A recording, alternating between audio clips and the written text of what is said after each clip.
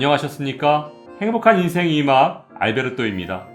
2023년 현재 윤석열 정부의 연금개혁이 매우 위태로워 보이는 것이 사실인데요. 오늘은 현재 진행 중인 연금개혁의 틀을 처음부터 다시 짜야 하는 5가지 이유에 대해 아주 쉽게 설명해 드리겠습니다.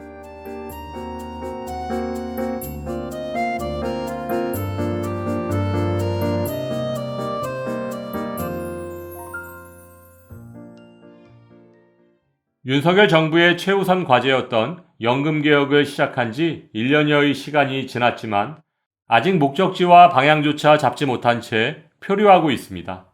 앞으로 나아가는 듯 했지만 빙빙 돌아 다시 제자리로 돌아오기를 반복하고 있는 현재의 위기를 초래한 원인은 어디에 있고 연금개혁은 어떻게 다시 시작해야 할까요? 그 답은 윤석열 대통령이 국민에게 이미 약속했던 연금개혁의 틀에서 찾을 수 있습니다.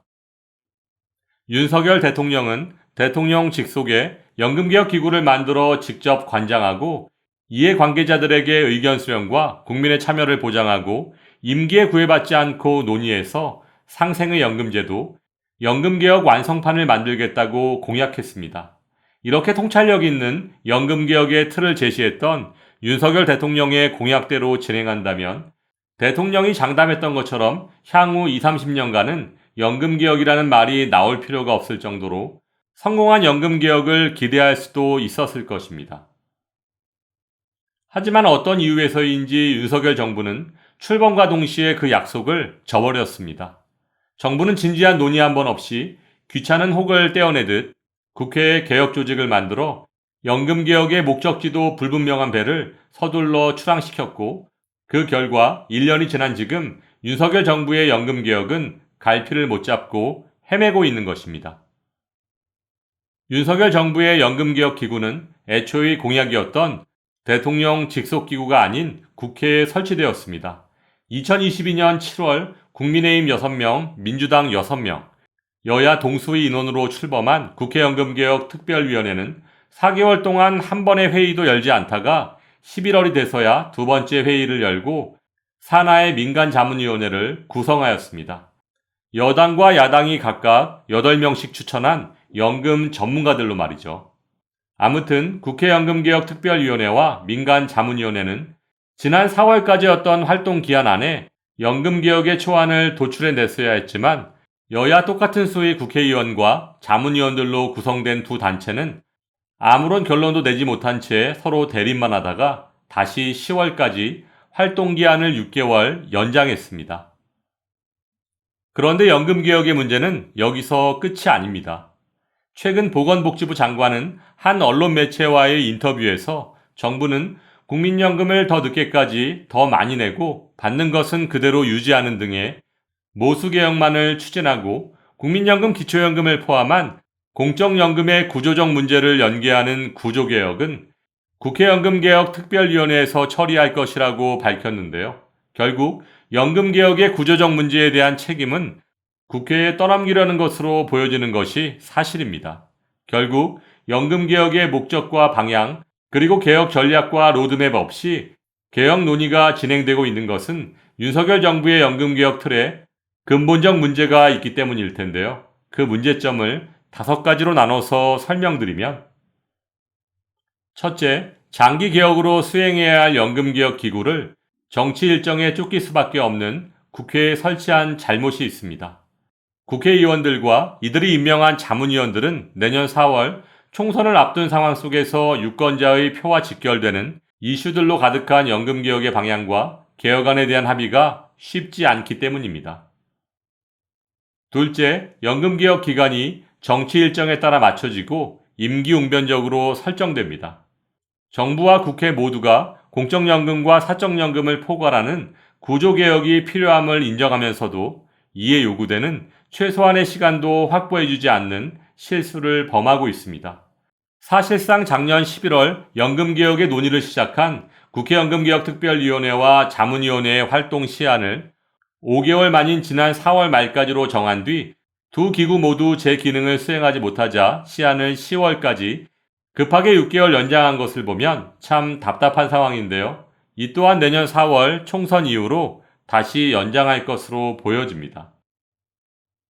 셋째, 연금개혁을 위한 다양한 지원 역할을 수행할 상설 지원 조직이 없습니다.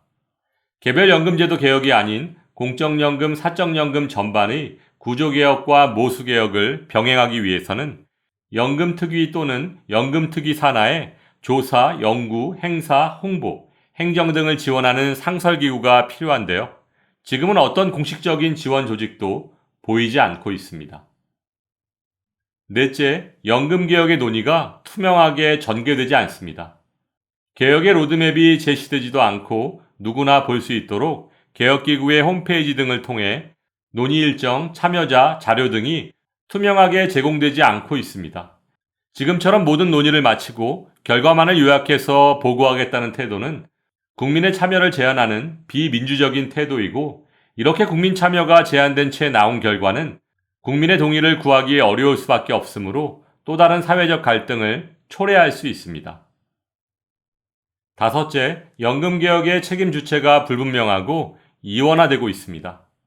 보건복지부에서는 국민연금 보험료율을 12에서 15%까지 인상하고 연금 개시 연령과 소득 대체율을 조정하는 등의 모수개혁만을 진행하고, 기초연금 40만원 지급 대상의 축소 및 확대, 국민연금 연계감액, 부부감액 등과 같은 구조개혁은 국회연금개혁특별위원회의 책임을 전가하는 등의 현재의 상황을 보면 연금개혁 전체에 대한 책임 주체가 불분명하고 이원화되는 것으로 보여지는데요.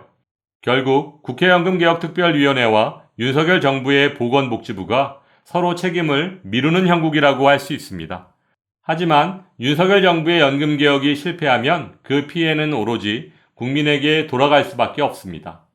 어르신들의 어려운 삶이 나아질 것이라는 기대와 청년의 미래의 삶에 대한 꿈이 좌절될 수밖에 없는 상황 속에서 윤석열 정부는 지금이라도 현실을 직시하고 국민에게 처음 약속한 대로 연금개혁의 틀을 새로 짜야 할 것입니다. 현재 국회연금개혁특별위원회에서는 앞으로 일반 시민 500명이 참여하는 공론화위원회를 꾸리고 사회적 합의를 도출해내겠다는 계획이지만 이제 공적연금의 골든타임이 얼마 남지 않았습니다.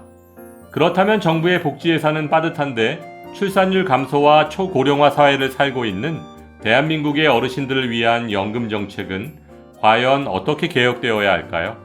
먼저 공적연금과 사적연금을 포함한 포괄적인 연금개혁의 논의가 신속하게 진행되어야 하고, 정부 여당의 주장대로 기초연금을 어려운 분들께 더 두텁게 지원하는 것도 중요하겠지만 이 또한 결국엔 또 다른 갈라치기의 시작일 수밖에 없습니다.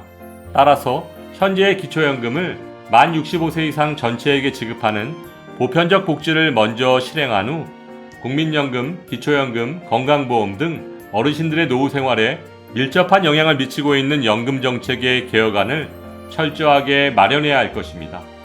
또한 법 개정 없이 시행령만으로 진행될 수 있는 국민연금 연계감액, 부부감액, 생계급여 연계감액 등 기초연금법의 독소조항을 즉시 폐지해서 조금 더 어려운 분들이 더 많은 혜택을 받을 수 있도록 하는 것이 올바른 방향 아닐까요? 상식이 통하는 세상이 되기를 바라면서 오늘도 알베르토가 어르신들의 행복한 인생 2막을 응원하겠습니다. 행복한 하루 되세요. 좋아요, 구독, 그리고 알림과 공유는 좋은 콘텐츠를 만드는 힘이 됩니다.